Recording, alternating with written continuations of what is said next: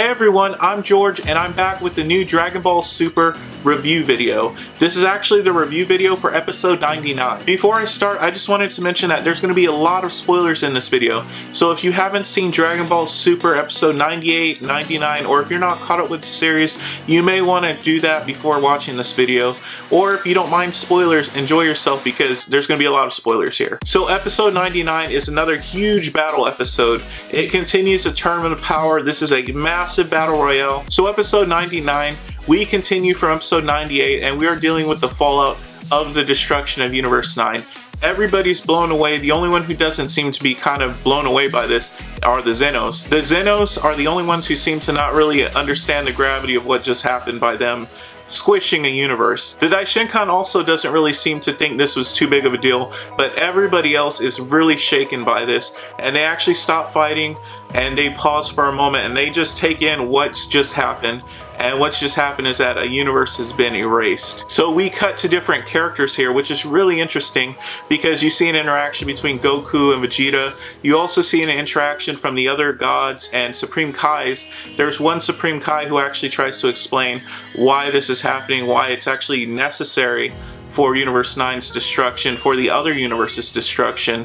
And then you also cut to Frieza. There's a really interesting part with Frieza where we see him kind of being disgusted by the Zenos and not their actions, but just the Zenos themselves. He doesn't like them. I'm guessing maybe he's reminded of his time in hell, but actually he's really disgusted, and what he's talking about is dethroning them and removing them from power. And for some reason, I don't know what Dragon Ball Super's got up its sleeve. I actually think Frieza might actually get a chance to do this. I don't know how he's going to receive some sort of power up to put him on the level of the Zenos.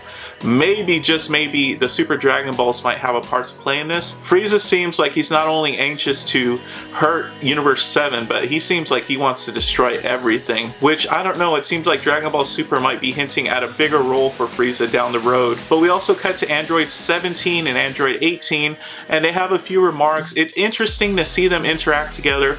I don't think we got to see enough of this in Dragon Ball Z, but we are getting some really interesting moments, and that's something I really enjoy about Dragon Ball Super, is that they seem to know that their fans really like the interactions between different characters. And so I really enjoyed seeing 17 and 18 talking, discussing battle strategy. It was really interesting because Android 17 even talks about how he is not shaken by the destruction of the universe, how he's basically accepted it. He's just like, okay, either we win or we lose, but he does seem like he wants to win. And that was a really interesting interaction right there too. What's interesting about this episode is I think it was full of a lot of really funny moments. And the first of these really funny moments was when Vados and Champa kind of interact. So Champa's just kind of blown away and he's just kind of in awe of the Zenos and their power and what they did. And all of a sudden you see Vados kind of react, and it's like she's crying. For the first time we might see kind of like a bit of remorse, and it's like Vados is maybe lamenting losing Champa. But as soon as Champa calls her out, she immediately lets out this really high-pitched laugh that's really kind of weird. And then Vados makes this comment about how the fighters better not lose so Champa doesn't get erased. I don't know if she's being sincere at all. I don't know if she actually likes Champa. In other episodes, we see her being a little bit mean to him, but she's never outright seemed like she dislikes him. She just seems kind of hard on him. And in this moment, it's a little bit hard to tell. I kind of think that she is a little bit sincere, the best way angels can be, because they're kind of awkward. They're, I guess, socially awkward. But I think she is being a little bit sincere. But at the same time, she still has that same kind of, I guess, relationship with Champa where she's gonna kind of knock him down a few pegs. And so you just see Champa kind of upset and he throws it back at her that, you know, you don't have to worry about this, you're not getting erased. So I thought that was really fun. And this episode actually has a few very funny moments, this being one of them. And then we end up cutting back to the Zenos. They're wondering like, what's going on? Why is the action? Why is the fighting stopped? And then you see the Daishinkan talking to him saying, oh, they'll start up again. While this is just a brief moment, what's really interesting here is you see that the Zenos don't really comprehend what they've done. At least that's my opinion. I don't think they fully understand what they've done by erasing a universe. And if you remember the Black Goku Future Trunks saga that just ended, whenever Future Zeno appeared and erased everything, you saw that he was serious and that he knew exactly what he was doing, and he talks about the universe being evil and needing to be destroyed. But in this moment, you see them not really understanding why the fighting stopped, and it shows that they don't really grasp these things. And it's weird for me to see this because, especially the future Zeno, who we did see destroy the cancerous or the evil universe, when he destroyed that universe, you saw on his face, he was very serious, he knew what he was doing, he knew this was an evil thing that needed to be destroyed. But these universes in the Tournament of Power, they haven't done anything. Yes, their mortal levels might not be that high, but I personally don't think that's a reason to destroy something. But they're not evil and they don't deserve to be destroyed. So that was a really interesting moment there, and I kind of watched that a few times just because it kind of bothered me. You do see the other fighters from different universes, especially Universe 7's fighters. You see Krillin, Tien Shin Han, and Gohan, as well as Master Roshi, discussing that it's just really unnerving seeing a universe being destroyed. So once we move past this point, the battle rages on. We start off with Vegeta. It actually looks like we're gonna get a Hit Vegeta matchup, but then Botamo steps in and he's ready to take on Vegeta. What's really cool in this episode is that it does pay homage to the previous episodes, and you see them talking about their previous encounters, and you actually see Champa shouting things like, hey, don't do that, and you see Beerus kind of cheering guys on but telling them, hey, remember his weakness, and that was a lot of fun. But you also see Vegeta and Botamo discussing this too. I would say this is the second and most funny moment in the episode. You see Vegeta take on Botamo, and he manages to entangle Botamo, and he's basically gonna throw him out of the ring. And you see Botamo screaming and freaking out, and he's asking for a timeout of all things. And then Vegeta says something so funny. He's like, he not only says forget you and your timeout, but he also makes a comment about Botamo's mother. He's like, and your mother too. And I just thought this was so funny. And then you see Champa screaming. Champa's like screaming, somebody help him. And this is like so funny to me because I really like Universe 6 and I really like Champa and I like the fighters from Universe 6. For me, this was a really funny moment. Maybe one of the funniest moments in Dragon Ball Super. And it's funny because this is such a dark storyline, but it does have some really good lighter moments like this one. And then so what happens next is you see Magetta. He comes out of the woodwork and he freaking slams Vegeta in the back, freeing Botamo, and then we get an awesome team up. And what's really cool about that is because, like I mentioned earlier, there are a lot of throwbacks to the earlier Dragon Ball Super episodes. Like, these characters remember each other, they have relationships, and Magetta and Botamo, they always seem to team up. Well, we get another team up here, and it's really cool. And they actually seem to be a really strong threat here because, one, Botamo can't be injured by physical damage, and then Magetta is actually really strong also. So when they combine their abilities, Vegeta actually seems like he's having some trouble here, but we cut away from that. So after this, we actually focus on Krillin. We get to see some of the Z Fighters a little bit, which is really cool. I like seeing the other Z Fighters, and I especially like seeing Krillin here. So they help each other out and they decide that, you know, we're not gonna try and fight, but if somebody attacks us, then we're gonna fight them back. Because you see Gohan mention this, and I believe Gohan's strategy here, which he mentions, is to run out the clock. I'm not sure if this is gonna work or not, but Gohan's strategy seems to be that if Universe 7's fighters are still in the ring, even if it's not all of them, as long as Universe 7 makes it to the end when time runs out, I think he believes that they will be okay. He's trying to keep as many of them on the board as possible.